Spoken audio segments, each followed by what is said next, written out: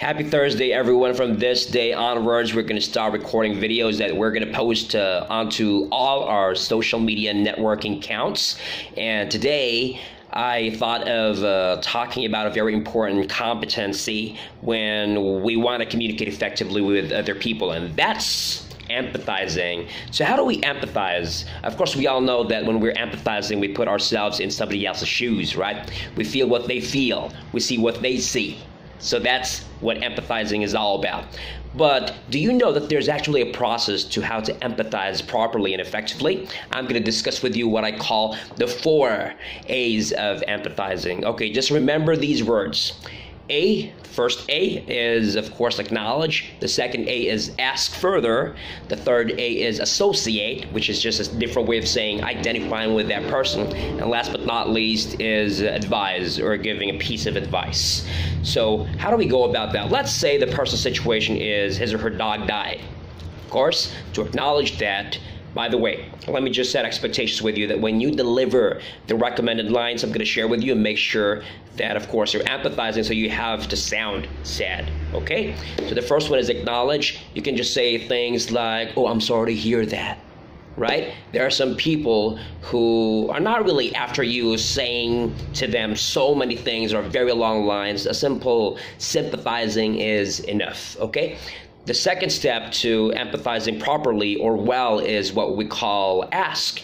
If you want the person to feel that you truly care, that you're really very interested, then you might want him or her to share, all right, or to disclose to you, all right, to let it all out. So, and when you're doing that, make sure that you're on the listening mode and not on the talking mode. So don't interrupt, don't talk over them. So that's ask. So you might want to tell something, oh, I'm sorry to hear that. Could you tell me what happened? There, that's acknowledgement. Okay, and of course, asking. Okay, the third step is what we call associate. Okay, like what I said earlier, it's just a different way of saying identifying with the person. So after acknowledging, I'm sorry to hear that, and of course asking, could you tell me what happened? You might want to, this is actually the portion where you truly let the person know that you're feeling what they are going through. So you might want to say stuff like, okay, you know what? You must be very devastated. If I were in your situation, I would feel the same thing. So that's associating with a person. All right. And last but not least, the last step in empathizing well or properly is what we call advise. Of course, what's the use of sympathizing or asking what happened or associating with a person if you're a good, great, or even best friend would not be able to share what you can do to help that person out, okay? In a situation like that, of course, you don't have to say, let me help you move on from that, okay? You may just simply ask questions like, okay, as your friend, how do you like me to help you with that? Is there anything that I can do for you? Okay? So there you go. So I just demoed to you how to empathize well or properly. Once again, just remember the 4 A's. Number 1, acknowledge. 2, ask if you're really concerned.